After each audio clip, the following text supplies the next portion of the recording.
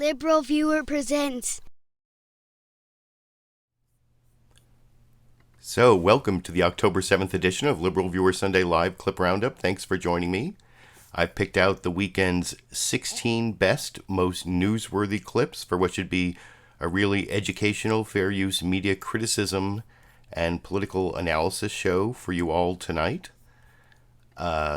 I have clips from last night's Saturday Night Live, including Cecily Strong's portrayal of Susan Collins, who ended up being the deciding vote in the topic for the program, Kavanaugh confirmed. And I will have a couple clips up from Susan Collins, one like almost 5 minutes and then a shorter one about some of her reasoning, and I will critique that. I will also have a couple clips of Mitch McConnell at the end talking about how Merrick Garland is just the way we've done it throughout history, and different ways his argument was attacked by both Chris Wallace on Fox News Sunday and then John Dickerson on CBS's Face the Nation. I will have Bill Maher's monologue jokes about the Kavanaugh confirmation process and some weekend update clips.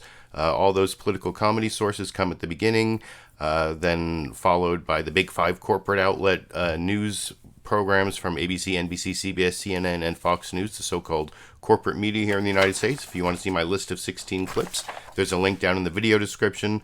If you wish I made shorter edited, produced videos like I used to, there's at the very top of the video description links, there's a link to a video I made this week showing what I do as an ACLU volunteer locally, the kind of things I do anyway, something I did in the last week or so, and about free speech at my local city council. So if you're interested in that, check that out. But as promised, I'm going to start the Kavanaugh confirmed clips with a clip of Cecily Strong portraying Senator Susan Collins on the cold open of Saturday Night Live. There was I think it was Beck Bennett did a pretty good portrayal of Mitch McConnell. That you can see the whole video down at a link in the video description. This is just a little under a minute of the Susan Collins part, because I think it shows how she kind of got used, or I don't know, or maybe she was using us and pretending to create suspense where there was none. That seems to be the implication from Saturday Night Live, at least.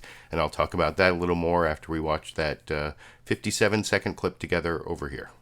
Well, we couldn't have done it without Susan Collins. Susan, get over here. Do I talk again? No, girl, no, but seriously, this was all Susan. Oh, please, the last thing I wanted was to make this about me.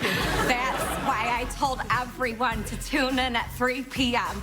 so I could tell all my female supporters, psych! And you don't think that Brett Kavanaugh did anything wrong? Listen, I think it's important to believe women until it's time to stop. But I also believe that, I'm a guy's gal, okay? I can party with the big dogs and whoop, whoop. We're gonna have fun tonight. Woo! That's our girl! Our one girl! Yeah, so now we're gonna party like it's 2020 when Susan Rice takes my seat. And that's what they're saying. Susan Rice from the Obama administration, the one who was such a villain on the right wing because of her going on all the Sunday morning news analysis shows after Benghazi, she might be the one who runs against Susan Collins. It would be the Battle of the Susans in Maine. That would be like an awesome election to watch in 2020, but probably get overwhelmed by the presidential election, assuming Trump is still president at that point. I guess we'll have to wait and see on that one, but I promised 2 more political comedy clips before I get to the news clips, and the next one is from Bill Maher's monologue. I sort of spliced together a few jokes, skipping some I didn't like so much. I thought these were all pretty funny, mostly about the sham of the FBI investigation that happened in the last week, which I will talk about when we get to the news clips, and then also about Kavanaugh's drinking, which was not really investigated now or ever, it turns out, which I will also talk about when we get to the news clips. But here's the joke version from Bill Maher's monologue on Friday over here. That applause lasted longer than the whole FBI investigation. Well, we got to bite the bullet. They're going to do it. They're going to confirm Justice Red Solo Cup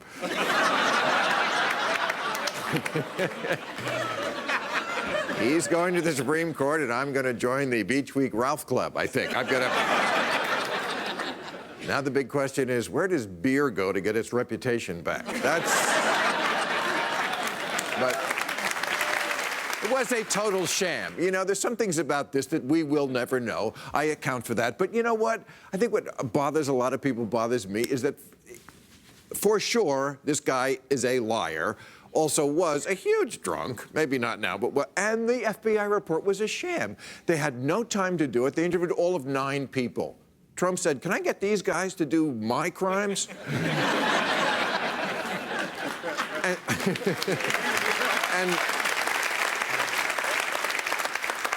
and the FBI allowed no walk-ins. No walk-ins. Is this the FBI or a beauty salon? What the fuck? And my favorite detail of the whole thing is, according to a police report when he was in college, Brett Kavanaugh started a bar fight after going to the UB40 concert. He thought he saw the UB40 lead singer, and the guy said, "No, I'm not," and Brett Kavanaugh threw ice at him. By the way, UB40, also what Trump says when he dumps a wife. That's just a coincidence, right?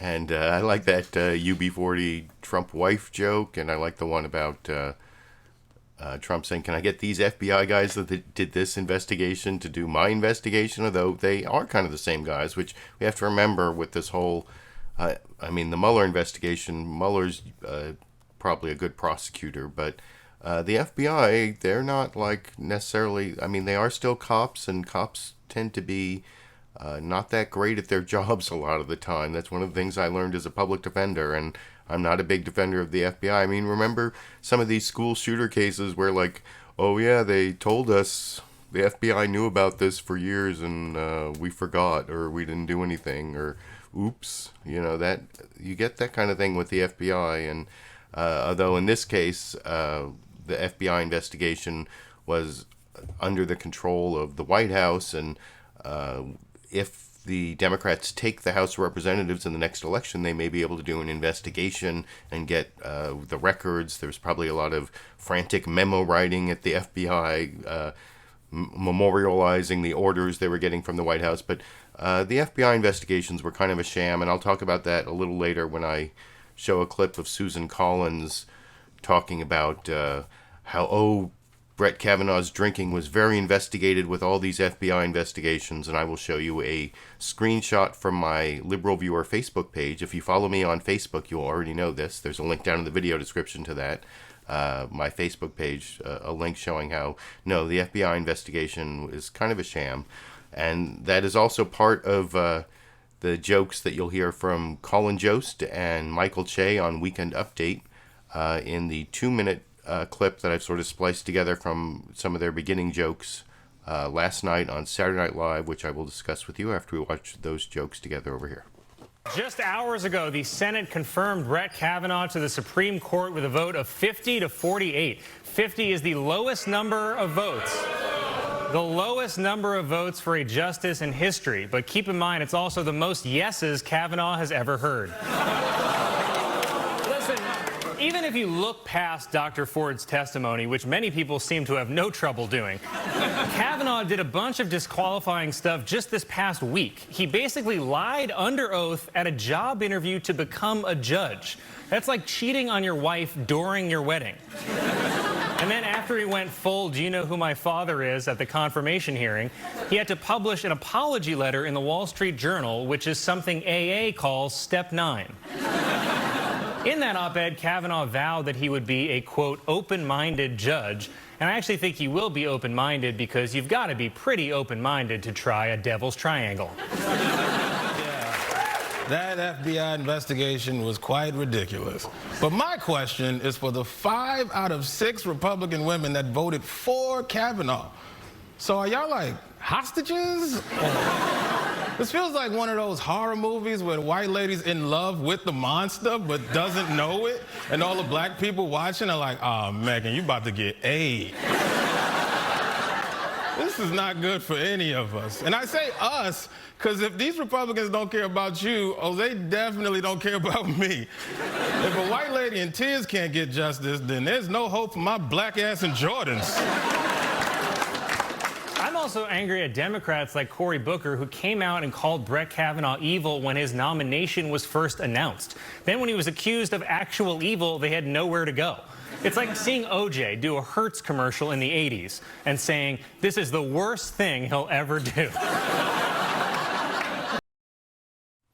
There's definitely good jokes there, and I mean, I do think people, when Cory Booker called him evil, that was going too far. I've said that before about rhetoric going up to 11 too fast, and I'll talk about going up to 11 in terms of the Supreme Court later too. But I paced myself when he was just answering questions about his involvement as a partisan hack in the past, and with the stolen Democratic judiciary memos stolen by Manny Miranda, or the Charles Pickering nomination, or his involvement with warrantless wiretapping and torture memos that he wasn't completely honest with in previous hearings that he's had before the committee. And so at that point I just thought he was kind of an evasive weasel, and then I worked my way up after the hearing with Christine Blasey Ford. Then he became like a lying little weasel. So I left myself some room between weasel and lying little weasel. So I give myself credit for that, as Colin Jost was talking about. Didn't go straight to lying little weasel. You can let me know what you think down in the comment section. And those are the last of the political comedy clips. Now I'm going to get to the news clips. I did see that I already have some super chat contributions, a few of them, and along with a couple questions here.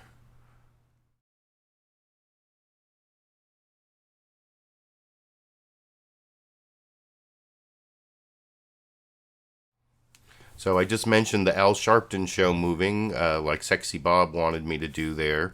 And then the Booley question about the Gamble case, I think that actually has been a little bit overblown. For people who don't know, there's a case on the dual sovereigns doctrine, which is kind of esoteric.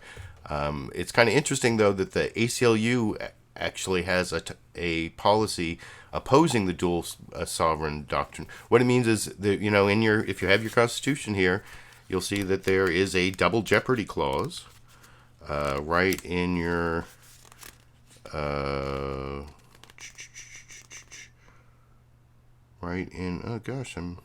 hold it, twice, where no permanent twice, where's the twice here? In all states committed that just shall be compulsory favor.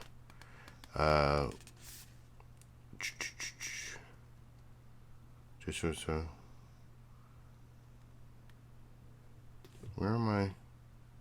Oh, it's in the Fifth Amendment. It's hiding right in the middle. Sorry. That was like a long pause. I didn't Ruth Bader Ginsburg just get into trouble because she asked for a copy of the Constitution to look at the 14th Amendment sometime in the last week or so?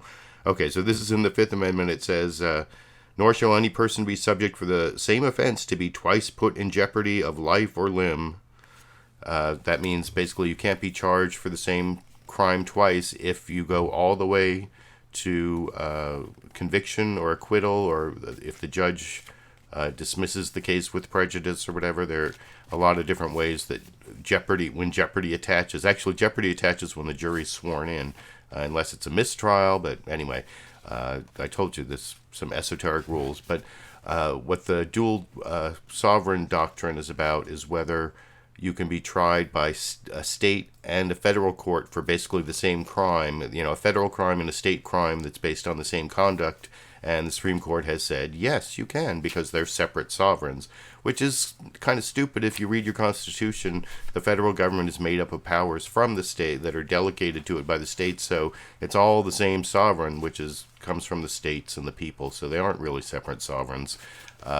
And so the ACLU has opposed this. They even oppose those cops who beat Rodney King. The ACLU, except for the ACLU of Southern California, which bucked the doctrine, the main ACLU opposed the retrying of those officers in federal court because they had already been tried in state court, and that's the dual sovereign doctrine. The thing is, it's a really old, settled doctrine, and it's a question in the Gamble case, but most likely it is not going to. They're not going to change the separate sovereign doctrine. And what Booley was asking about there.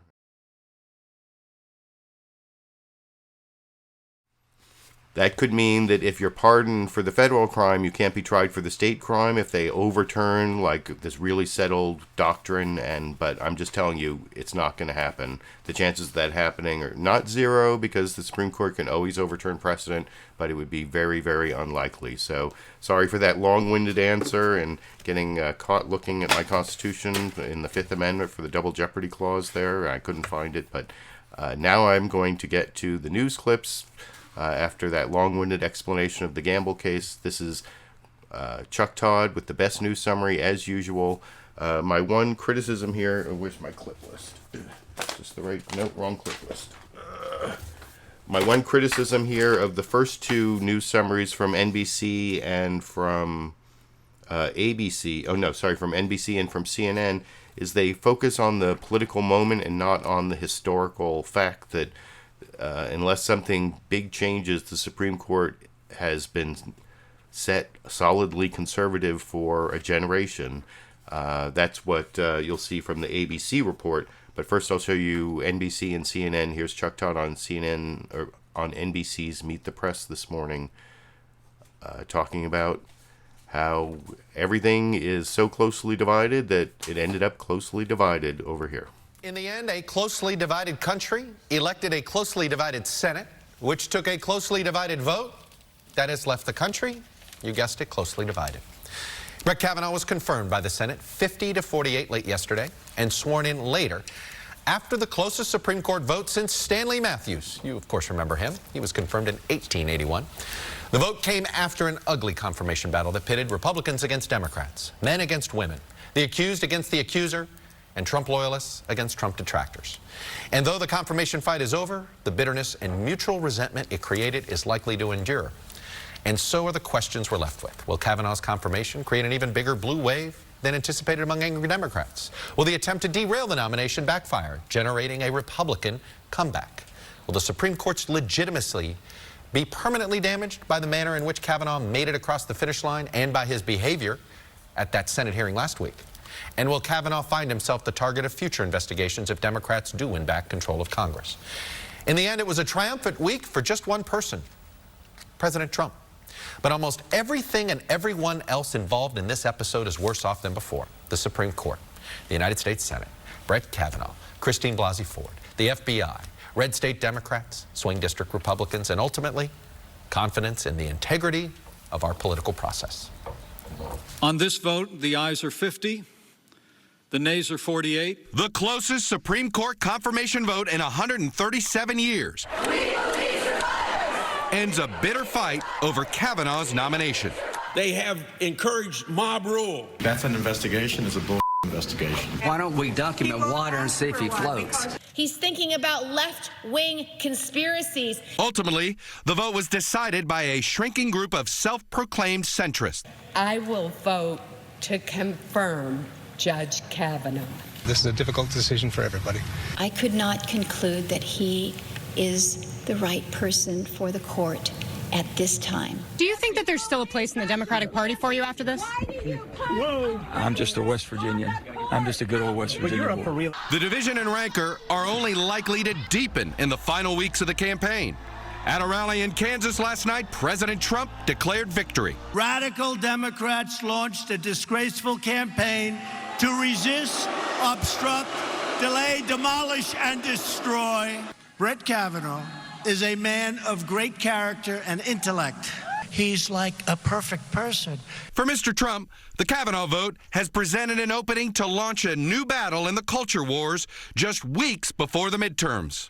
It's a very scary time for young men in America. He's ridiculed Dr. Ford. How did you get home? I don't remember. How'd you get there? I don't remember. Where is the place? I don't remember. When these allegations first surfaced, you said there shouldn't even be a little doubt. Are you 100% certain that Ford named the wrong person? Or? I'm 100%. I have no doubt. We thought it was bad back in 1991, and it's even worse today. The political climate and how women are treated. Even amid the Me Too climate, you think it's worse now than it was then? I can only go by what we've seen over the past month. The next battle in the fight over Kavanaugh will be decided at the ballot box. Some Democrats are already promising investigations into Kavanaugh if they win control. If he is on the Supreme Court and the Senate hasn't investigated, then the House will have to. Republican Senate candidates in states Mr. Trump won are now running ads hoping to sustain this base energy the Kavanaugh fight produced. The liberal smear. Now they're doing it again. It's what we hate most about Washington. Meanwhile, in the House, where many of the toss-up races are in suburban districts, a growing number of Democratic candidates are talking about gender. And some are even making the issue of sexual assault part of their campaigns. I was lucky that I was able to fight my way out of it, but I'm also 6 feet tall, and I was walking with my keys between my fingers. Joining me now is Republican Senator Lamar. Oh, and I didn't take any of Lamar Alexander clips. You can see the source of most of the clips I did take down at links in the video description. I think Meet the Press is available, and you can watch Lamar Alexander. I don't think he was really being giving an accurate portrayal of Senate procedures, but I saw one of my fans was like tweeting that on Twitter earlier today. And I didn't take that clip, but I do have some Mitch McConnell clips talking about the whole Merrick Garland thing at the end. And I forgot to say, I do have two substantial Kellyanne Conway clips. She was over on ABC's This Week talking to Jonathan Karl, both about whether there is a permanent taint on Brett Kavanaugh, and then also about Roe v. Wade, saying some interesting things about Roe v. Wade's not going to be like explicitly overturned, but it's going to be overturned. It's going to be completely undermined. And anyway, those are upcoming clips, but I did promise some more news summaries. I have 3 more news summaries: CNN, ABC, and then Fox News. CNN, like the NBC one I just showed, focused on the bitter divide, not so much the change in the court, and covered a lot of the same territory in about a quarter of the time. This is 1 minute and 11 seconds. Dana Bash is in for Jake Tapper, and I believe the State of the Union. Oh, now see, I lost my clip list. No, that's not it. The State of the Union this week is clip number 5. Clip number 5, bitter divide. That's what I was just saying. And then shows a clip of Donald Trump praising Susan Collins, and I'll talk about that with you after we watch together over here. Hello, I'm Dana Bash in for Jake Tapper in Washington, where the State of our Union is still bitterly divided after one of the most bruising confirmation fights ever. Last night, Brett Kavanaugh was sworn in as a United States Supreme Court Justice, ending the delicate balance on the nation's highest court, securing a conservative majority, and delivering President Trump a resounding win just 1 month before November's midterm elections. As protesters descended on the Supreme Court Saturday night, President Trump took a victory lap, declaring he is 100% certain that Christine Blasey Ford named the wrong man, rallying supporters at a campaign event in Kansas. I stand before you today on the heels of a tremendous victory for our nation, our people, and our beloved Constitution.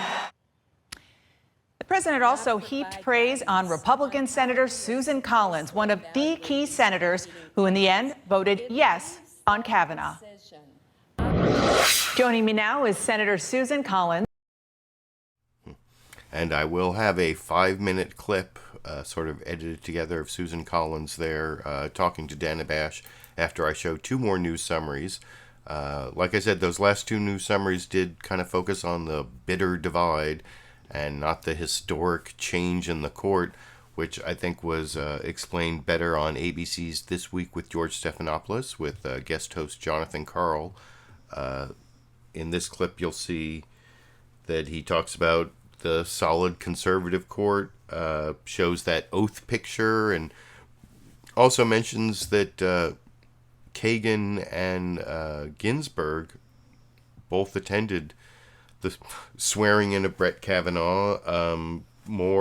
Also, I don't know if ABC's worried about being called fake news, but they spend a lot of time talking about Trump's big wins, not just the big win in the Supreme Court, but he's got an economic win this week, and, well, you'll see it in the clip, and then talking about the politics of the midterms and going to another video package. You know, Meet the Press is usually the one where there's like a live intro and then going to a video package. Well, ABC is kind of following that. It's not quite as long as the NBC one, but actually I think the ABC News summary is a little better for the reasons I think I've already explained, and I think you will see as we watch that third of the fourth of our news summaries tonight over here. Welcome to This Week.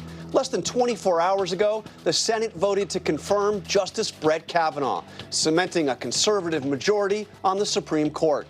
Kavanaugh was officially sworn in yesterday, making him the 114th justice on the High Court.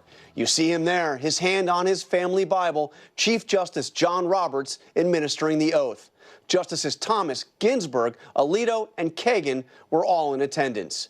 It caps what the New York Times says may be the best week yet for the Trump presidency, including a big new trade deal, the lowest unemployment rate since 1969, and signs that the political momentum has shifted for Republicans ahead of the midterm elections. Take a look at this from our colleagues at 538. Just a week ago, Democrats had a 1 in 3 chance of taking back the Senate. Now it's scaled back to just over 1 in 5. And at a rally last night in Topeka, Kansas, President Trump was in his element, boasting about his accomplishments and touting Kavanaugh's confirmation, a victory that ensures the president's influence and legacy will last long after his time in office is over. Yes, Trump has made his mark on the Supreme Court, but at what cost?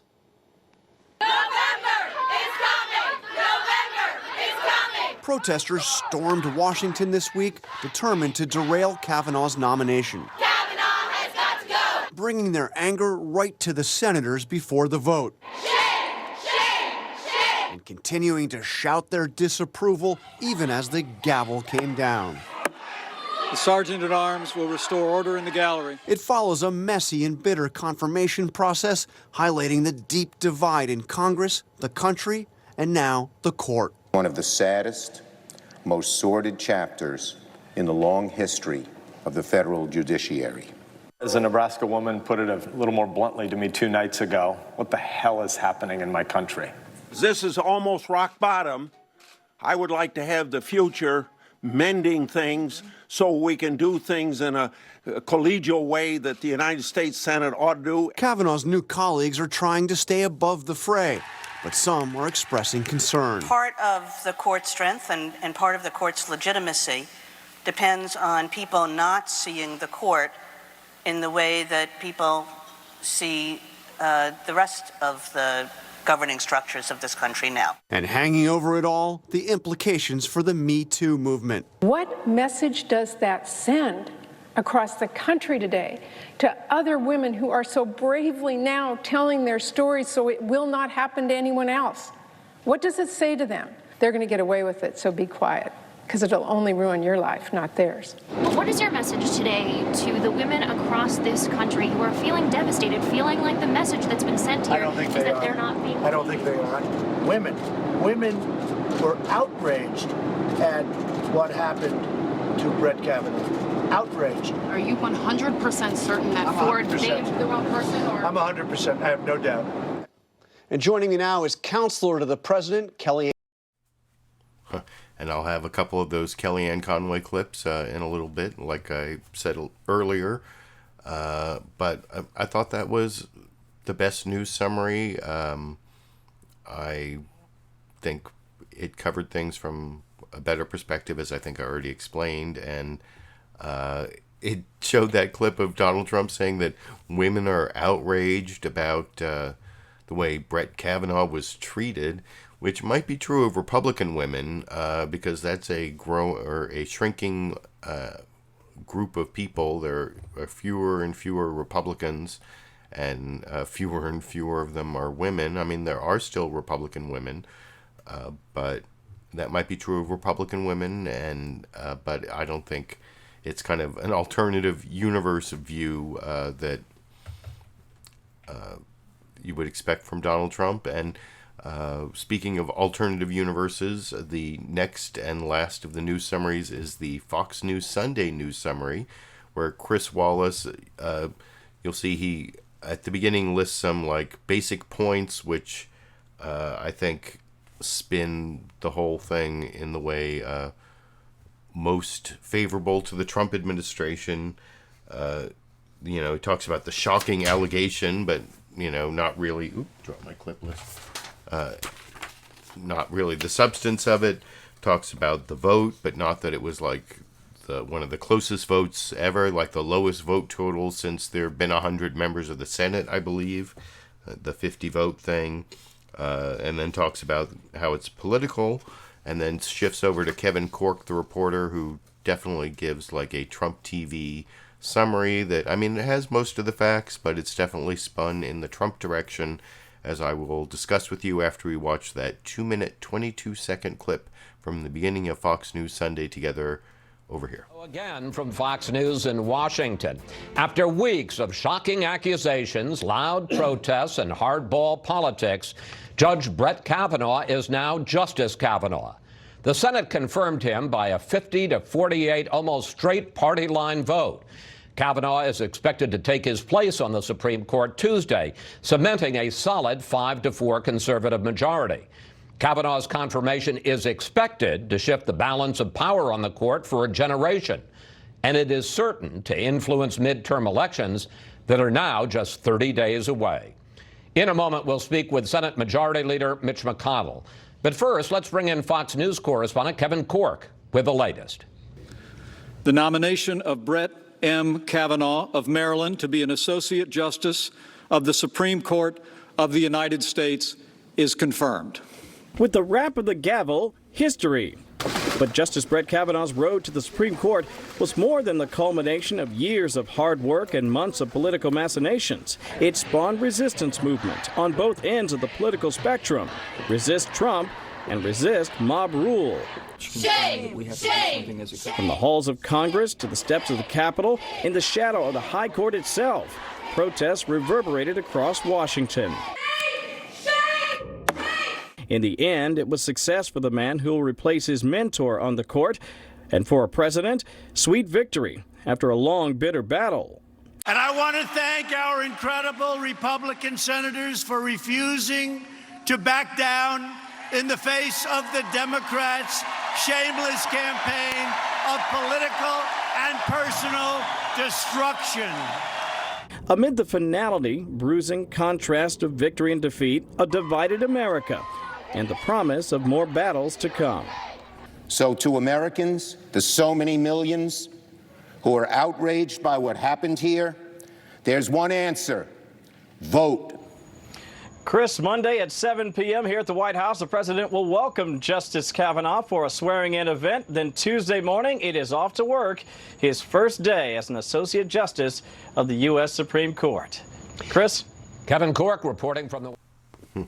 So what do you think? Was that Kevin Corke report a Trump TV report? I think for some reasons I mentioned before I showed it that that definitely that news summary was not like the three before it. I think it was spun a different way. I don't know, maybe if you're of a particular ideological bent, you think that's reality and the other three aren't reality. I don't know, but the next clip I'm going to show is this 5-minute clip of Susan Collins justifying why she believed Christine Blasey Ford, but didn't believe the part where she said she was 100% sure about who did it.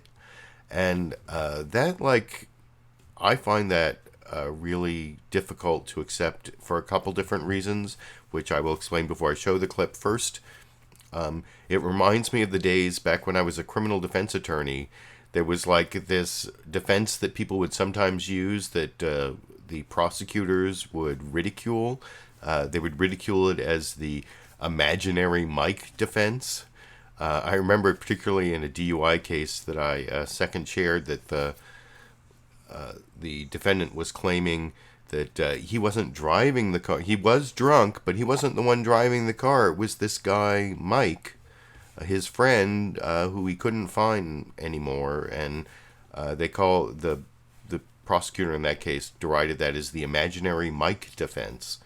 And that's kind of what they're doing here. It's like, oh yeah, we believe her and we believe something happened to her, but it wasn't Brett Kavanaugh. It was imaginary Mike is the one who sexually assaulted her. You know, she was compelling and credible, but we just don't believe that one part. And Susan Collins tries to make that argument in this next clip. And in some ways it reminds me, you know, I like shows that are like have supernatural or sci-fi aspects to it. And in a lot of those shows, there's this thing where like the person has been like transported to some magical reality or has been abducted by aliens, and they tell their friend about it, and the friend says, you know, I don't know if I believe you, but I believe that you believe. And that's kind of like what Susan Collins is saying, and it's so patronizing. I mean, it's a woman talking about a woman, so I can't say it's like, I mean, well, I don't know, it could be like internalized sexism or, and the whole thing about corroboration. In a criminal trial, if a victim comes in and says, that's him, that's the one, he's the one who did it, he's the one who raped me, that's him, she doesn't need other corroboration. I mean, there's going to be other investigation, there's going to be other evidence, and there wasn't. The FBI investigation in the last week was kind of a sham for reasons I'll discuss later. But for, you know, that's like in some like fundamentalist Muslim countries, you know, to prove a rape, there has to be some like second witness. And that used to be part of the U.S. or American and English law, where like women needed some extra witness to prove their rape claims, and that's not true. If someone comes to court and gives credible testimony subject to cross-examination, that, you know, that's enough. But anyway, I'll talk about that some more after we watch 5 minutes of Susan Collins. There's an edit here. I took out the part where Dana Bash asked, like, why was your 45-minute speech ready so fast? And she said, well, you know, I wrote a lot of it before, and then added the parts about the sexual assault claims at the end, and I cut that part out. But here's the rest of Susan Collins explaining her vote to Dana Bash this morning over here. Going through that week, and as you were learning information, and as you were hearing the allegations, was there ever a time when you thought, I can't vote for this guy? Well, I was certainly undecided, and after hearing Christine Ford's very compelling and painful testimony, I thought, oh my goodness, he perhaps needs to withdraw. But then when he came back with such a forceful denial and the anger and anguish that he showed, and then the lack of corroboration, led me back to the fundamental issues that are fundamental to our legal system, a presumption of innocence and fairness. And you talk a little bit more about those allegations on the Senate floor.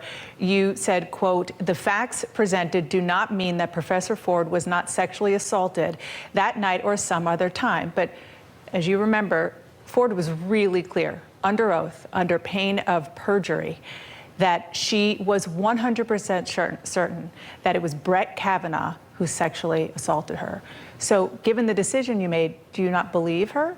Let me say this. First of all, I found Dr. Ford's testimony to be heart-wrenching, painful, compelling, and I believe that she believes what she testified to.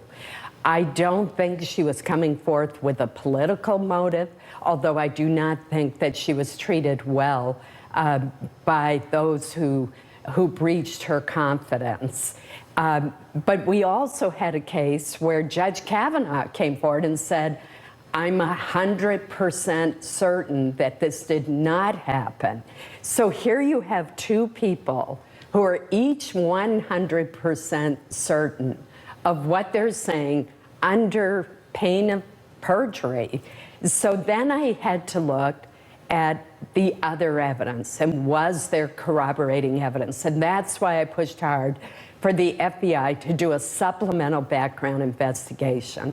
So do you still think it is possible that he did it? You just don't have the proof to back that up? I do not believe that Brett Kavanaugh was her assailant. So I do believe that she was assaulted.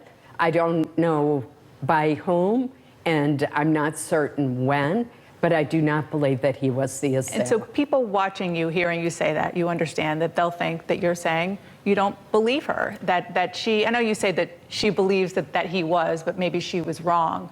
But if she said that under oath and he said that under oath, you made a decision that he said is more valid than what she said.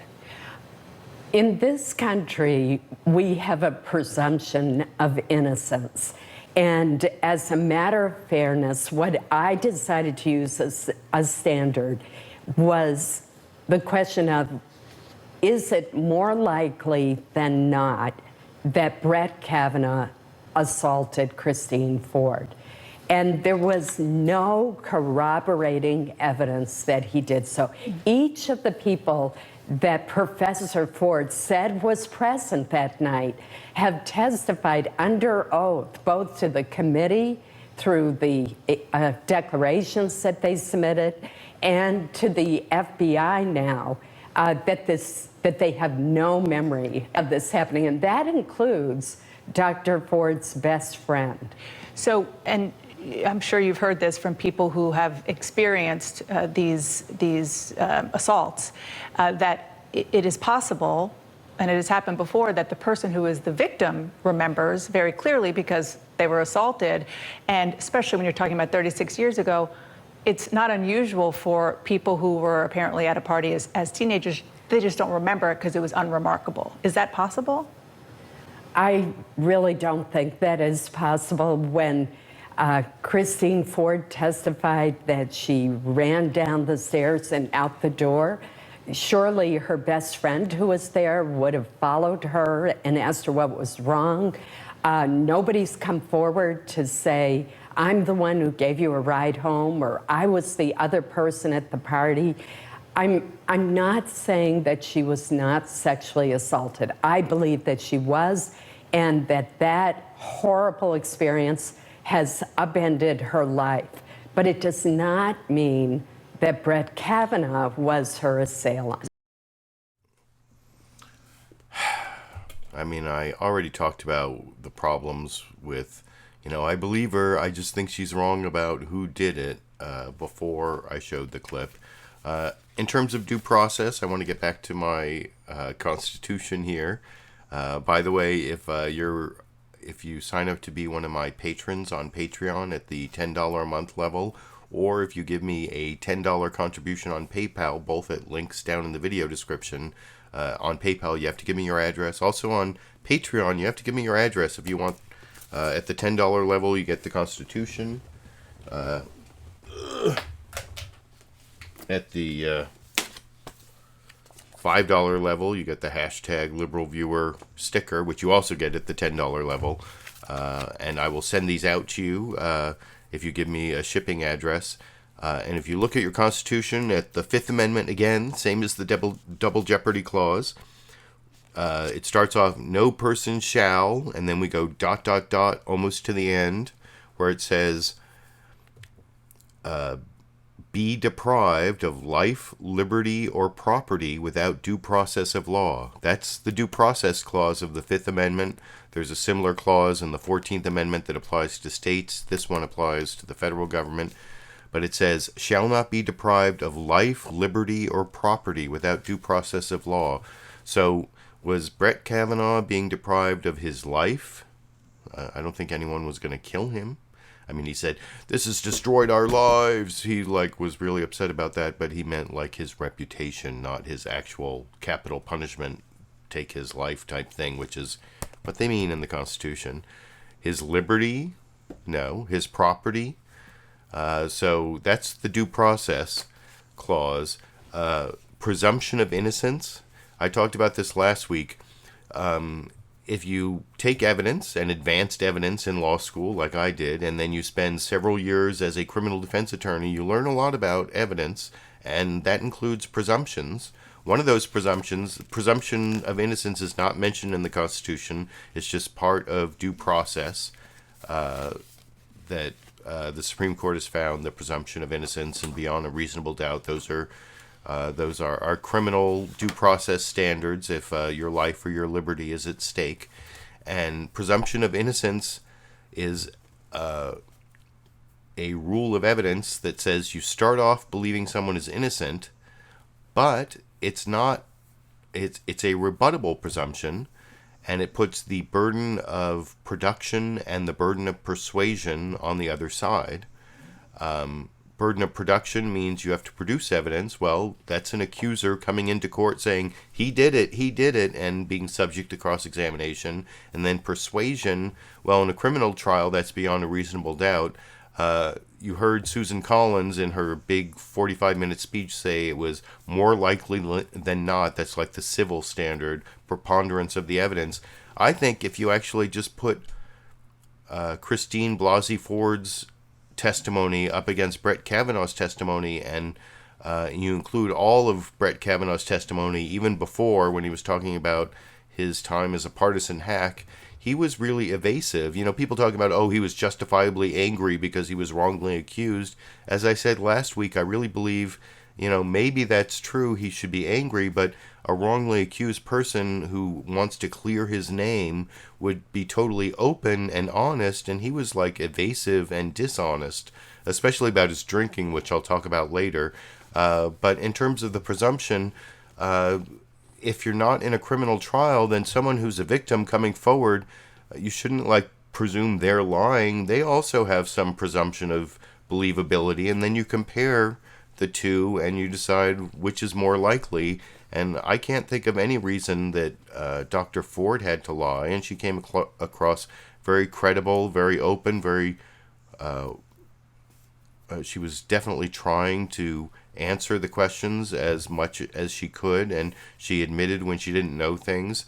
Compare that to Brett Kavanaugh, who was like yelling and attacking people and evading the questions and filibustering, not answering, you know, saying, well, remember, I went to Yale and I went to Yale Law School and I busted my butt. And that wasn't even the question. He was just, they each had 5 minutes, so he knew if he could just get through their 5 minutes, then they couldn't like follow up on the question. And that's why I believe, I saw someone in the live comments saying, you know, what about all those people who say they believe Brett Kavanaugh? Well, they aren't looking at the two statements and all of the evidence and the indicia of credibility. They're not. Anyway, that's my opinion, and I'm giving you my opinion. And now I'm going to show you Senator Mazie Hirono from Hawaii, also on CNN State of the Union, talking to Dana Bash after that performance from Susan Collins, pointing out some of the things that I'm pointing out, which I will discuss with you after we watch it together over here. Welcome back to State of the Union. I'm Dana Bash. There were angry chats and there were tears on Capitol Hill as protesters gathered in opposition to Brett Kavanaugh's confirmation to the Supreme Court. What does his confirmation mean for Democrats and the Me Too movement?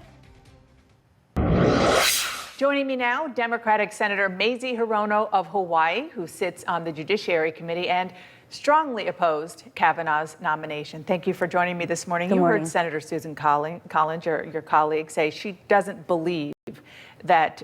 Thinks that she was assaulted, which is even more insulting than saying that she gave a very credible account. I certainly believe Dr. Ford. Anybody watching her testimony would know, I would say, would conclude that she was being very truthful. And the one thing that she recollects with 100% accuracy is that Brett Kavanaugh assaulted her. You think that Senator Collins is insulting to Professor Ford? Well, to say that she thinks that Dr. Ford thinks that she was assaulted, what is that? Is she mistaken?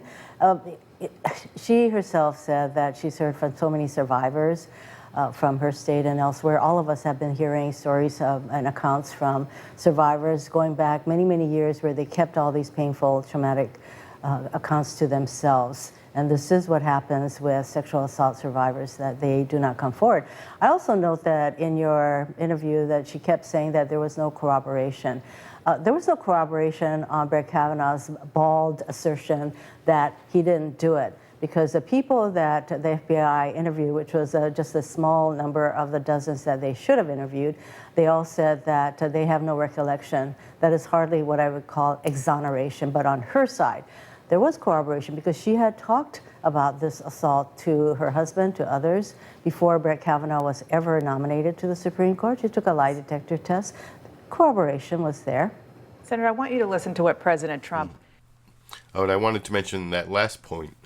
Legally, those statements from just the last few years before Kavanaugh was nominated to be on the Supreme Court, where she told other people, including her husband, she told the name Brett Kavanaugh, and to a therapist, a federal judge, a prominent federal judge or whatever. That is corroboration. That's what we call in the evidence game, and for lawyers, that's called a prior consistent statement. And that can be used to bolster credibility in certain situations. So I just wanted to point that out about what Mazie Hirono said.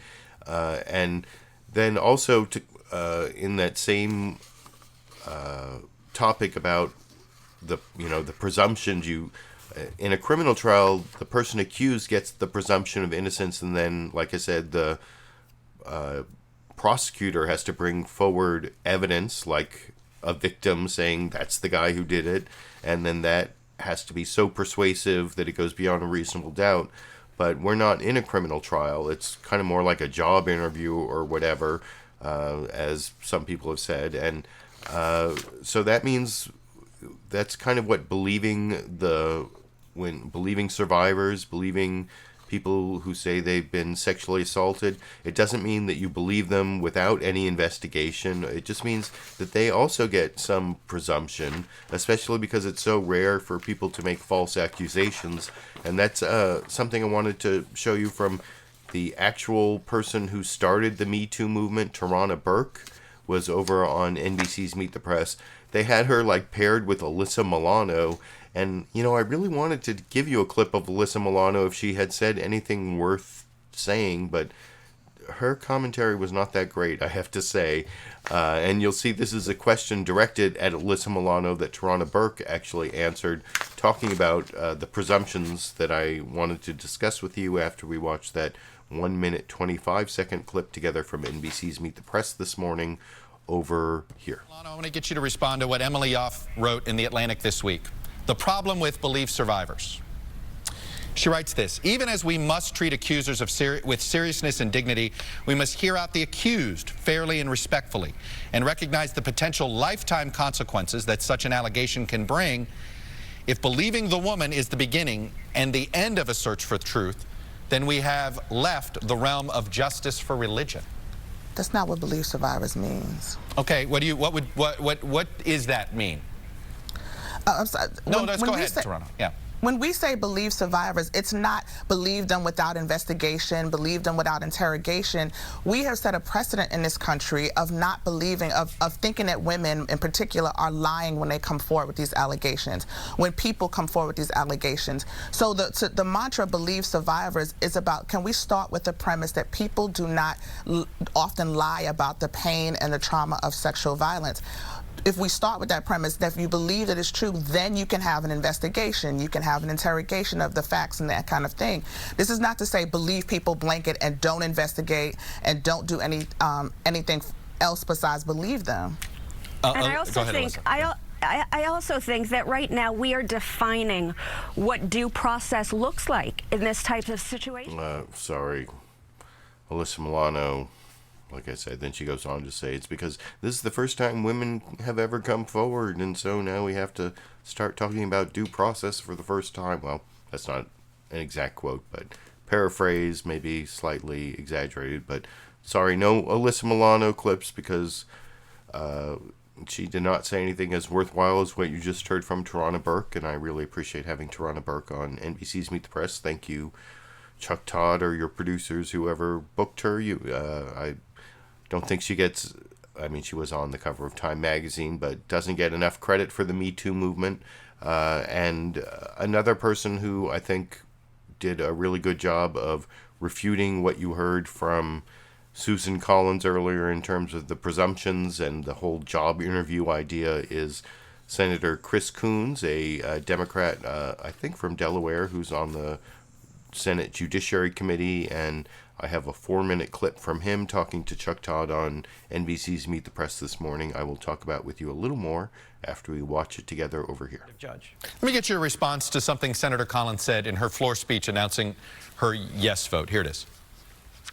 I have been alarmed and disturbed, however, by some who have suggested that unless Judge Kavanaugh's nomination is rejected, the Senate is somehow condoning sexual assault. Nothing could be further from the truth. Do you agree with her, or do you think a different message was sent? Look, I respect Senator Collins. She's a great colleague. We see this a little differently. I think the FBI investigation that Senator Flake and I worked hard together to make sure happened this past week did not go far enough. In only interviewing, according to press reports, 10 witnesses who came forward and not interviewing dozens of corroborating witnesses who tried to get in touch with the FBI, who Dr. Ford offered to the FBI. I don't think this investigation went far enough, and I don't think that the members of the committee and the Senate who had to make a final decision yesterday had all the facts in front of them. In that regard, I don't think we did enough. But Chuck, I do think one of the big things that came out of this hearing was that thousands of survivors of assault who had kept to themselves for years or decades very painful experiences did come forward. And there are things we can and should do on a bipartisan basis to respect and hear and act on the oceans of pain that exist in our country from long buried tragic experiences of assault to try and change our culture and try and change our country. Do you believe that the initial presumption in a situation like this is to believe the victim at all times? I think it's important that we change our country's culture to one where we believe victims of sexual assault who come forward. That wasn't the case for most of my life. Most victims of sexual assault didn't come forward because they thought they would be shamed or ridiculed and ultimately disbelieved. I think one of the biggest tragedies of this past week was to watch the President of the United States publicly mocking and ridiculing Dr. Ford. His initial response, which was to say that her testimony was credible and compelling, was where he should have stopped. But to instead turn it into a campaign rally event where he was mocking her, I think really brought this entire conversation down and really was a low mark in his presidency. But you went a little bit further than what others had said. You know, the many backing now Justice Kavanaugh said he ought to be treated as if he's innocent until proven guilty. And you disagreed. You said, no, the burden is on him to disprove these allegations against him. There are a lot of people that hear that going, whoa, wait a minute. Right. So I'm guilty until proven innocent? Let me speak to that. Right. Let me speak to that, Chuck, if I can. This is a confirmation hearing. No one is entitled to a seat on the Supreme Court. It's not a criminal trial. It's more like a job hearing. It's more like a job interview. The president has a whole series of credentialed and qualified conservative judges from among whom he could choose to put someone forward to the Senate of the United States for confirmation. So if there are credible allegations against this particular nominee, and if this particular nominee in his confirmation process conducts himself in ways that there are real questions about candor, partisanship, fitness, then I think it's appropriate for the committee or the Senate to say, perhaps a different nominee is the right one. If you're considering someone to be, say, president of a university, CEO of a company, the host of a Sunday show, and there are credible allegations against them, it would make sense to step back and try and investigate them to see if you can resolve them. That's why I was thankful that my friend Senator Flake took a tough step last Friday and asked for an FBI investigation. Let me get you to respond to something.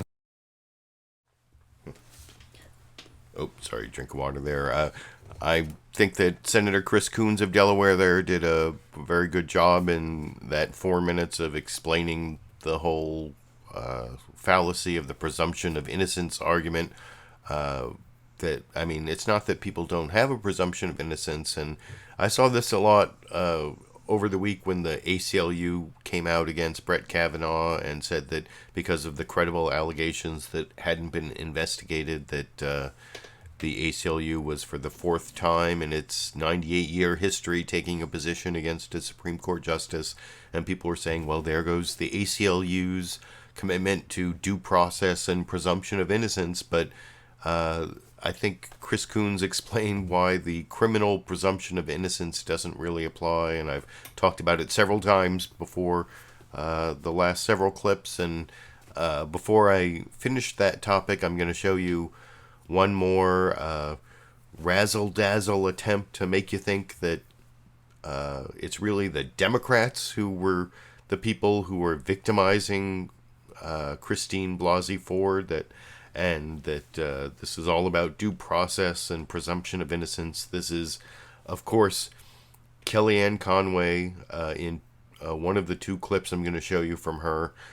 This is 5.5 minutes from ABC's This Week with George Stephanopoulos doing, I don't think anyone could do a better job of trying to spin the whole Kavanaugh situation, though it's, of course, totally dishonest and evil, maybe? No, I shouldn't go to evil. No, well, you let me know what you think after we watch together, and I'll tell you a little more about what I think after we watch together over here. I want to ask you, this is clearly a victory for the president, a big victory for the president, but as you yourself said, this was could be seen as an apocalyptic fight, this confirmation battle. How concerned are you that given all that went down and the way this went down, that Brett Kavanaugh will be seen as a tainted justice by roughly half of the country? Justice Kavanaugh should not be seen as tainted. He should be seen as somebody who went through 7 FBI investigations, including just in this last week, another one that was completed this past July, had answered 1,200 written questions, had produced about 1 million pages of documents, submitted himself to about 33 or 35 hours of sworn testimony to the Senate, including denying the allegations that were put before him. And they should look at his entire record the way Senator Susan Collins did. Her speech and her vote were remarkable, but don't forget what she said in that stem winder of a speech before she cast her affirmative vote. She said she had been briefed by 19 attorneys, that she had read his opinions. She quoted from those opinions. She said she's very concerned that we're giving up on basic principles that make America so wonderful, including fairness and due process and the presumption of innocence. The Supreme Court, thank God, is a sacrosanct institution that can withstand much, and it will withstand the fact that there were a lot of political machinations. You have people preening for the cameras already out there in Iowa running for president in 2020 on the heels of this vote, and who were raising money for their presidential campaigns during a Senate confirmation hearing for the Supreme Court. So I think there should be a lot of soul searching, but let's not forget who should be doing that. You're about to have a Democratic senator from the Senate Judiciary Committee, Mazie Hirono of Hawaii, on your show. She told you and the men of America to just shut up several weeks ago. This has been a very low point for many people whose job it was to advise and consent the president on judicial nominations. They wanted America to look up and see Brett Kavanaugh as a gang rapist, and a lot of women, including me in America, looked up and saw a man who was the political character assassination, and also we looked up and saw in him possibly our husbands, our sons, our cousins, our coworkers, our brothers, and this was unfair. Had they shown Brett Kavanaugh the grace and dignity that his 10-year-old daughter showed Dr. Ford, that we all showed her in her testimony in the FBI supplemental investigation. Okay. And I think there should be some soul searching, but it's not the Supreme Court. So, Kellyanne, you heard what Elena Kagan said about the court's legitimacy depending on it being seen as apart from the politics that we see in the other two branches. I assume, based on your comments, you agree with that. There are, regardless of anything you just said, there are clearly questions in the minds of a great many people in this country, again, roughly half the country, about Justice Kavanaugh's objectivity. How would you advise him to overcome those questions that so many people in this country have about whether or not he can truly be an objective justice? You've already tried this for weeks now, respectfully. Tried what? I'm just asking you how he's going to overcome doubts that half the country has. We've had this I'm not trying conversation anything. I'm just for asking you a 3 question. weeks. No, excuse me. We've had this conversation for 3 weeks, including under sworn testimony. There's been no Supreme Court justice in the history of this country, John, that's been more picked apart, with the possible exception of Clarence Thomas, who's in his 27th year on the bench. And we've had this conversation for 3 weeks. I think what Justice Kavanaugh should do is what he's done for 12 years on the second highest court in the land, having authored over 300 judicial opinions. He should go to work. He should do his job. He should look at the document. He should listen to the cases in front of him. He should read the briefs, and then he should apply the law, not make it up as he goes along. That's why President Trump nominated Neil Gorsuch and Brett Kavanaugh in the first place, and 26 other U.S. Circuit Court judges that have been confirmed, because this country is sick and tired of people who make up the laws they go along to fit political agendas or to fit personal predispositions. He should do that, but I'm telling you, you're talking about the country and polling. Look at the Harvard-Harris poll that came out this week. 2 data points I'll quickly review. 75% of Americans, according to the Harvard-Harris poll, say that Senator Feinstein should not have sat on that letter for 6 weeks. She should have revealed it immediately. In a separate question, 69% in the Harvard-Harris poll, said that they thought the whole process was a, quote, national disgrace. And you have to put all of those data points together and recognize that there was profiles in cowardice by many people. They were not trying to get to let's stop pretending that there's moral authority by some, including many in your industry. I didn't say you, but many in your industry have lost their moral authority to pretend that they were looking for the truth, that they were on some kind of fact-finding mission, when they're not even covering his testimony that he has denied under oath that this has happened. And they want every woman to be a victim, every woman to lock arms with every other woman, every man is a perpetrator. We can't live in a country where democracy and the First Amendment and due process and fairness and the presumption of innocence thrive, and have that as the backdrop by United States senators. I think I covered all that presumption of innocence stuff before I showed the clip, but did you hear, like, in that last minute, she said that thing about how, where are the other, why is the news media not covering the fact that Brett Kavanaugh denied all this? No one's covering the fact that he denied it all. And I think that was covered on pretty much every single network. I don't know what Kellyanne Conway's talking about there. I saw some people were a little upset that I was even showing Kellyanne Conway clips or having problems watching that. I saw this live comment here from Lulu Girl.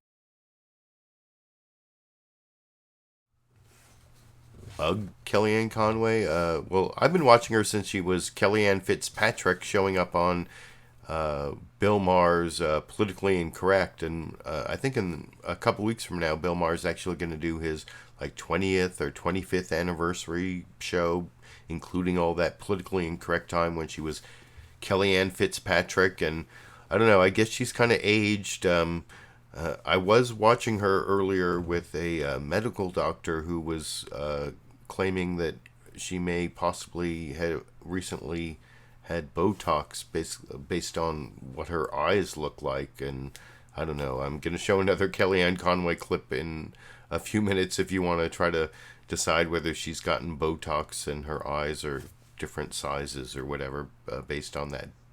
But before I get to that, I actually want to show one more Susan Collins clip, and then there will be one more Kellyanne Conway clip talking about whether Roe versus Wade will be overturned.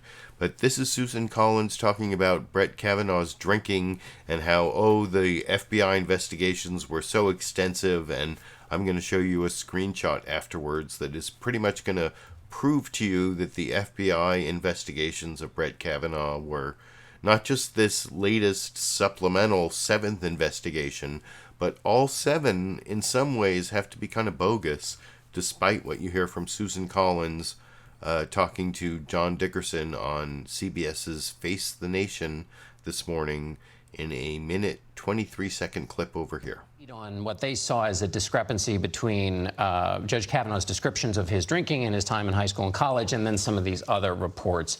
Did you find any distance between those two? I think that Judge Kavanaugh drank too much in high school. But the background investigations that the FBI conducts always have a question of, did the nominee drink to excess or use drugs? That is a standard question that's asked each and every time. And 150 people were interviewed for those background investigations, and none of them brought forth evidence to support that. The Democrats seized on was not that somehow his drinking impaired his judicial ability, but that he wasn't straight up about it, and that you want judges to tell the truth. But you felt in his testimony he was truthful on those questions? I did. The question that he was asked was, I mean, it's clear he drank in high school, but the question that was the important question was he a blackout drunk? And he said that that was not the case. And the testimony that we had in the interviews did not support that contention. Let me ask you about the question of temperament. Well, I want to show you something that I posted on my LiberalViewer Facebook page in the last couple days. If you, like I said, there's a link down in the video description to facebook.com/LiberalViewer, and this actually shows up on Twitter as well, twitter.com/LiberalViewer. This is a Slate article from October 3rd, actually. I posted it on October 4th, from James Roche, one of Brett Kavanaugh's roommates freshman year in Lawrence Hall, where I lived, saying that Brett Kavanaugh lied under oath about his drinking and the terms in his yearbook, because James Roche says that he heard Brett Kavanaugh talk about those terms, and that he saw Brett Kavanaugh being a belligerent drunk who drank so much, especially like in regards to the Delta Kappa Epsilon DKE Deke frat, that he had to have some memory losses. And the most important thing, and you can see what I posted on my LiberalViewer page on October 4th, 7 FBI background checks of Brett Kavanaugh, yet his freshman year college roommate was never interviewed. Does FBI stand for forget about it? I mean, that's kind of what I was saying earlier about the FBI being full of cops who don't always do their jobs very well, because cops don't have a lot of oversight, so they are often negligent or biased or just incompetent in the way they do their jobs. FBI agents tend to be more vetted than your regular local cops, which means either they're better cops or they're better at not getting caught at being bad cops. It's one or the other, but they both make it into the FBI. So I wanted to mention that, and I think that that the fact that the FBI did 7 background investigations on Brett Kavanaugh, and in none of them did they ever interview his freshman college roommate, James Roche. What is it? That's bogus. That is not a thorough FBI, not even just the supplemental in the last week. That means all 7 of them. How could they do that and not that seems like one of the people who must be on the list. And then in the last week, other than Debbie Ramirez, the person who said that Brett Kavanaugh freshman year in Lawrence Hall exposed himself to her, and then she was forced to touch it, and that was one of the things that was not very well investigated by the FBI. She was the only person who lived in Lawrence Hall with Brett Kavanaugh freshman year who was interviewed by the FBI in the last week. Last week I talked about, I might get a call from the FBI because I lived in Lawrence Hall in 1983 and 1984. No.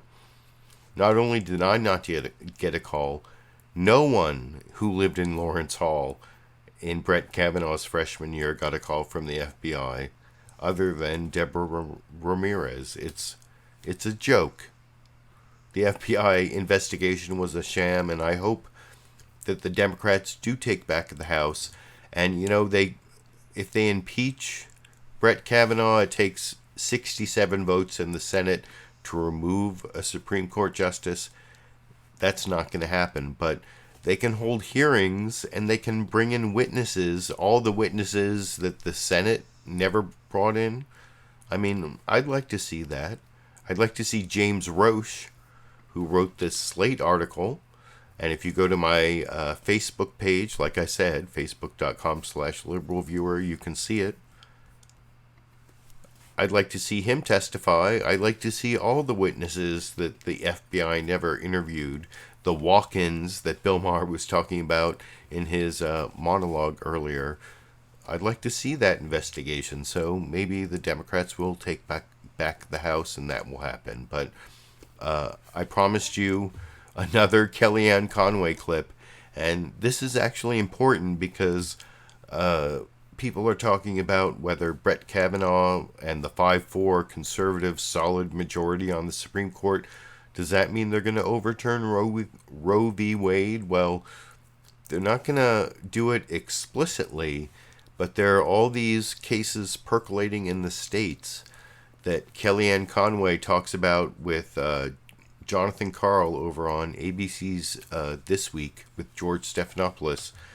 I thought it was worth watching another 3 minutes, 35 seconds of Kellyanne Conway, because this is how Roe v. Wade will be overturned, not like explicitly, but undermine, especially through like things you'll see she talks about a couple times, the nonpartisan experts who say we have to outlaw abortion when fetuses can feel pain, which goes well back into the first trimester, like 20 weeks, I think, or 18. I can't even remember when they're claiming that embryos or fetuses can feel pain, but it's in this clip that I will talk about with you after we watch it together over here. So let's move on beyond the hearings to what's going to happen. I want to play something that candidate Donald Trump said during the campaign.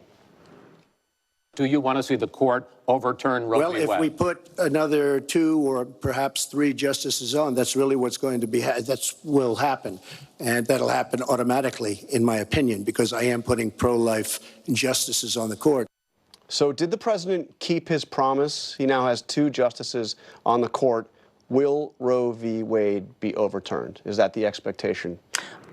There are many people in this country who are thrilled that it's President Trump and not the person who lost the election last time, putting these justices on the United States Supreme Court so we can get back to the Constitution and its 4 corners. Having said that, and Senator Collins again echoed this in her speech, Justice Kavanaugh, I love that, said during his testimony that he believes Roe versus Wade is settled law. I would refer you back to October 19th, 2016, when then candidate Trump in the final debate in Las Vegas turned to Hillary Clinton and did something that pro-life candidates had not done for decades and should have. He turned to her and said, "Excuse me, you're the extremist on abortion. You would rip the baby out of its mother's womb before the last hour before its birth." That was Donald Trump. A lot of the country reflects as he said, "Ooh," and then they started to look at it and say, "Wait a second. To be pro-choice in 2018 means that you're for sex selection abortion, that you're for late-term abortion, taxpayer-funded abortion, abortion after you." But can we come back to my question? My question is, do you expect? Oh no, that is the issue here. But do you expect Roe v. Wade will be overturned? Is that the president promised that he was going to appoint justices that would get Roe v. Wade overturned? Is that the expectation now? Has he fulfilled his promise? Are we now going to see? Does the president now expect that we are going to see Roe v. Wade overturned? Both Justice Gorsuch and Justice Kavanaugh, in their respective Supreme Court hearings, nomination hearings, said that Roe is settled law. I'm making the point to you. But the president promised to appoint justice, so that was a broken promise? No, it's not a broken promise. He's appointing people, he's nominating people, 26 to the U.S. Circuit Courts and 2 to the United States Supreme Court, who are going to apply the law. Most Americans don't actually know what Roe provides and does not provide, because we've surveyed this in the past. They think that there are limits to having abortions. That is not what Roe did. Roe talked about a word that we've never heard since, penumbra, and they talked about trimesters, but they never really, but we're talking about trimesters now. People are going to look at state law and the circuit law, and they're not going to look at issues like late-term abortion. They're going to look at sex selection abortion. They're certainly going to look at abortion after nonpartisan scientists and doctors say a fetus can feel pain. This whole matter on the left of abortion anytime, anyone, anywhere, on demand, with absolutely no common sense applied to it whatsoever. The fact that Planned Parenthood gets $500 million a year in taxpayer funding and then turns around and uses it to support Democrats is not what most Americans think of when they think of Planned Parenthood. Kellyanne, we just heard... That's up to the United States Supreme Court. We'll see what cases. But I know the mainstream media wants to boil the Supreme Court down to only abortion or guns. This week, they're going to deal with asbestos claims. They'll probably deal with the Commerce Clause in this term. Let me ask you about some news that just came in. Senator... Oh, I cut it before the last 3 seconds where she says the Constitution is a long document, but actually it's not really that long. But sorry about that. But most of what you said there, I criticized before I showed it. But I think it was revealing in that she described the way that Roe versus Wade will be undermined but not overturned. She said that fetuses feel pain, but fetuses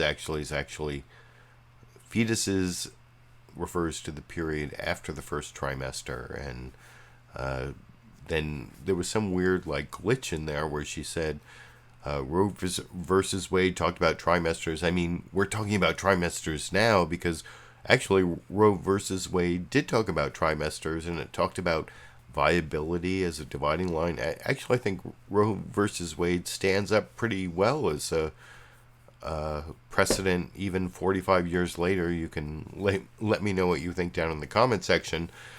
But I have two more clips to show you, and they're both the Senate Majority Leader, Mitch McConnell, who has shown that raw power in the Senate is what the Senate is now really all about, and he's done so many things. He got rid of the filibuster for Supreme Court justices, which they try to blame on Chuck Schumer, but he actually got rid of the filibuster for judges to other courts than the Supreme Court, and he did it because Mitch McConnell was blocking all of Obama's nominees to the D.C. District Court of Appeals, where Brett Kavanaugh is coming from, and in what they call the second highest court. And anyway, I don't want to go into all those details, but these next two clips are Mitch McConnell trying to defend the way that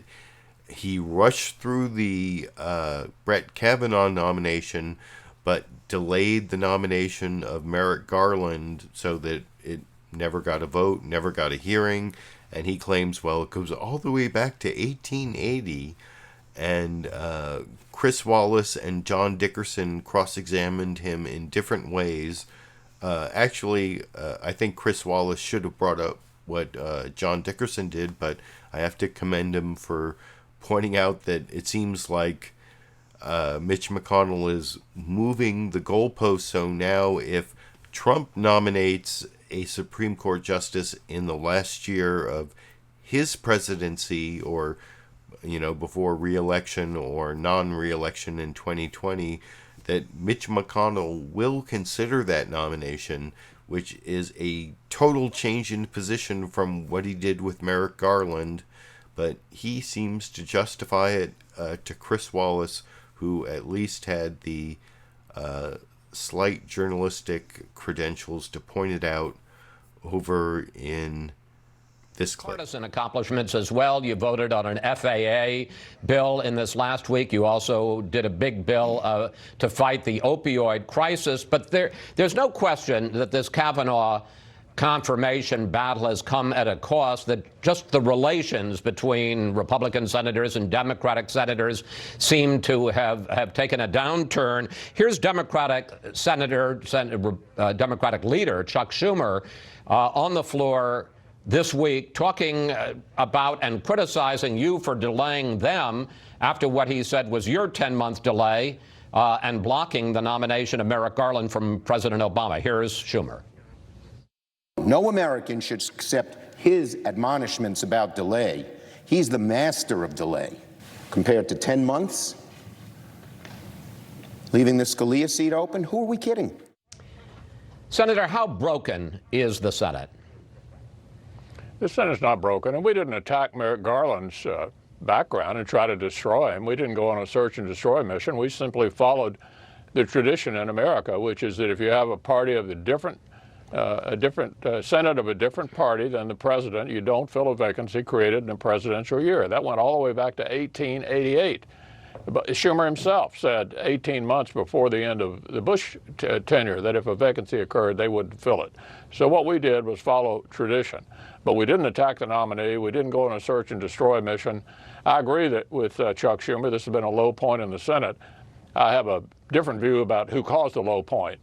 Senate and Judiciary Democrats leaking Dr. Ford's name against apparently her desires, then trying to lower the standard and say that the presumption of innocence no longer applies in the United States of America. And then the mob descended on Capitol Hill and tried to intimidate our members into opposing this good man's nomination. We stood up to the mob. We established that the presumption of innocence is still important. I'm proud of my colleagues. This is an important day for the United States Senate. I have to pick up on something that you said, because maybe I have this wrong, but when you blocked Merrick Garland's nomination from President Obama, you basically said that we don't do this in a presidential election year, and that we wait until the election, and then whoever the people choose, they get to pick the Supreme Court nominee. But what you just said now was it's a question of whether or not it's the party in control of the Senate is different than the president. The question I guess I'm getting to here is, if Donald Trump were to name somebody in the final year of his first term in 2020, are you saying that you would go ahead with that nomination? Well, I understand your question, and what I told you was what the history of the Senate has been. You have to go back to 1880 to find the last time a vacancy created in a presidential election year on the Supreme Court was confirmed by a Senate of a different party than the president. That's the history. So if you can't answer my direct question, are you saying that if Donald Trump... The answer to your question is we'll see whether there's a vacancy in 2020. But you're not ruling out the possibility, since you're the Republican majority leader and there's a Republican president, that you would go for and push the nomination of a Trump nominee in the election year. What I'm telling you is the history is you have to go back to 1880 to find the last time a Senate controlled by a party different from the president filled a vacancy on the Supreme Court that was created in the middle of a presidential election year. That's been the history. Final question, sir. So kudos to Chris Wallace, who I criticize sometimes for not really being a straight news journalist and still buying into a lot of the Trump TV talking points you see on Fox News these days. But he did actually point out to the Senate Majority Leader Mitch McConnell there that he was kind of moving the goalposts and saying now that he might consider a Trump nominee in the last year of his first term, even though it would be a big hypocritical contradiction from what he did with Merrick Garland. But in the final news clip I'm going to show you before a bonus Dash and Sandy clip, although it's very, very brief. I caught Dash and Sandy together right over there outside the broadcast studio. I'll show that at the end. It's like 8 seconds long, and only like 2 or 3 seconds are Dash and Sandy. But before I get to that, the final news clip is Mitch McConnell talking to John Dickerson this morning, and he actually attacks the very premise of what Mitch McConnell was saying, that it's been since I'm following history since 1880, and that's not really true, as John Dickerson points out in the final 2-minute 34-second clip. That's right, 234, 2-minute 34-second clip. The final clip for the bonus Dash and Sandy clip at the end over here. But this is of a different order, and Democrats are pointing not only to the way this was handled, but in the history of partisanship on the Supreme Court, your decision to block Merrick Garland is something they see as having kicked off a new stage in the partisanship associated with Supreme Court nominees. If they don't know much history, you have to go back to 1880 to find the last time a Senate controlled by a different party from the president confirmed a Supreme Court justice to a vacancy created in the middle of a presidential election. They also conveniently forgotten that Joe Biden said in 1992, when he was chairman of the Judiciary Committee, the Democrats control the Senate, Republican in the White House. If a vacancy occurred, they wouldn't fill it. Right. They also conveniently forgot that Chuck Schumer and Harry Reid, 18 months before the end of Bush 43, said if a Supreme Court vacancy occurred, they wouldn't fill it. Talk about hypocrisy. Right. But, Mr. Leader, I don't think that's right. In 1956, Eisenhower nominated Brennan. The 84th Congress was Democrat-controlled. And also on the Biden rule, Joe Biden was talking in the abstract. There was no nominee. No nominee was blocked. And he said to not have the nomination come up before the election, but that it could come up after the election. And so what Democrats say when they hear you doing this is they say he's creating new rules to essentially do what he wants to do. And as you've written in your book, The Long Game, when you do that, it actually hurts democracy. Yeah, well, that's not at all what happened, John. You're completely misconstruing what happened. What I gave you is the history of this. I know the history of this. I've spent a lot of time on this throughout my career. What I did was entirely consistent with what the history of the Senate's been in that situation going back to 1880. Well, I think the 1956 example, and also in 1968, later in the election cycle, when a Democratic president put somebody forward, the Republican leader worked with him to get that person a hearing and get him towards the Supreme Court, which is not something that you did. A vote at the time. Then there was a Democrat. Then there was a Democrat in the White House and a Democratic Senate. But the Republican leader at the time tried to help the Democratic president. John, you are not listening to me. The history is greatly as I told you. Well, we have a disagreement about the history, but I greatly appreciate you being with us here today. Mr. Leader, thanks so much. Okay, thank you. An editorial note, we reached out to some 20 Democratic senators to come on the broadcast today, but obviously were unsuccessful. We'll be right back with more Face the Nation. You know, I've often criticized CBS's Face the Nation for being like Fox News Light. They're definitely the most right-wing of the five, the big five corporate outlets of ABC, NBC, CBS, CNN, and Fox News, other than, of course, Fox News. But I don't know, maybe that's why the Democrats wouldn't come on there. But kudos to John Dickerson for pointing out that there's a 4-digit number that basically rebuts everything that Mitch McConnell is saying. Yup, it goes all the way back to 1880. Yup, that's what I'm telling you. That's the history, and I know the history. But no, 1956, 1956.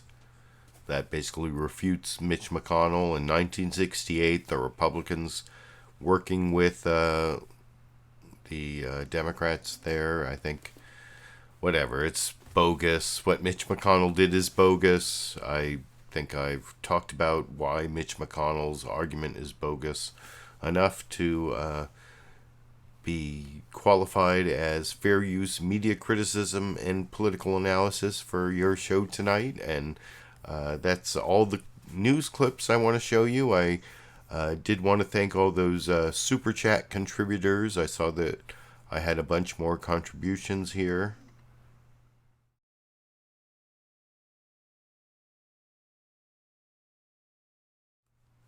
Wow, can you even see all those contributions? I had a whole bunch of Swedish kroners there that I think ended up being like $10 US, so I appreciate that. And all my other Super Chat contributors, my patrons on Patreon who got a free, or a, not a free, but got a 30-hour preview of my latest edited, produced video about free speech at City Council. That's the top link down in the video description. I should be, now that Brett Kavanaugh has been confirmed, I should be making a video I talked about in the last few weeks. I think it's going to be titled something like Turn the Supreme Court Up to 11, and it will be advocating increasing the number of Supreme Court justices to 11. If you read your Constitution, Article 3, it doesn't say how many justices there are. It gives it the power to the Congress to decide. So in 2020, if there's a Democratic Congress and a Democratic president, they can increase the number of justices to 11 through legislation through the Congress signed by the president. I have been thinking it should be called like the Merrick Garland Brett Kavanaugh Spinal Tap Act.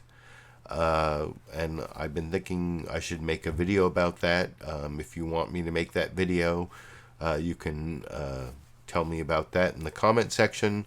And now, before I finish the show, I did promise a bonus Dash and Sandy clip.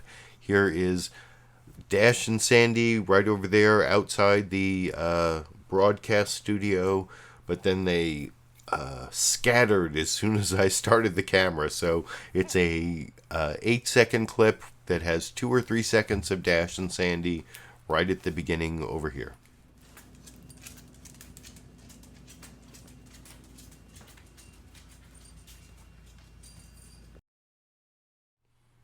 So there you go. I apologize. The Dash and Sandy clips were so brief, but I will be back next week. Maybe I will have an opportunity to upload some other edited, produced video this week. It could be that turn the Supreme Court up to 11 video, if that's something you all want to see. This video I made this last week about my free speech efforts as an ACLU volunteer, it's basically just gotten like 1,000 views. It didn't take me that long to make the video. The actual preparation for the speech at City Council, the 2-minute speech, that was like maybe 6 or 8 hours worth of prep for that, because I had to get it approved by the staff at the ACLU of Northern California. And anyway, if you want me to make more videos like that, then let me know about that. Give me a thumbs up, give me supportive comments. You can also support me financially at the links down in the video description. And I guess that's it for this week. And until next week, or until I have some other reason to upload a video, I guess I will be seeing all of you around the internet.